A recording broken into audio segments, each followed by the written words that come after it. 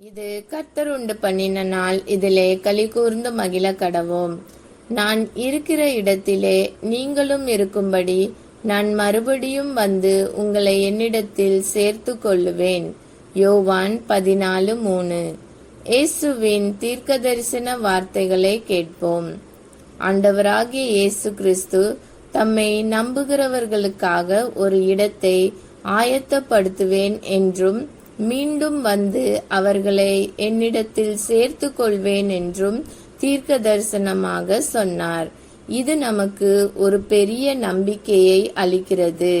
ஒரு நாள் நாம் அவருடன் என்றும் இருப்போம். நாம் எல்லோரும் ஜெபிப்போம். அன்பான இயேசுவே, எங்களுக்காக இடத்தை ஆயத்தப்படுத்துகிற உம் வாக்குறுதிக்காக நன்றி. உம் வருகைக்காக ஆயத்தமாக இருக்க உதவி செய்யும். எங்கள் விசுவாசத்தை பலப்படுத்தும். இயேசுவின் நாமத்தில் ஜெபிக்கிறேன். ஆமேன். இந்த நாள் இனிய நாளாக அமைய வாழ்த்துக்கள்.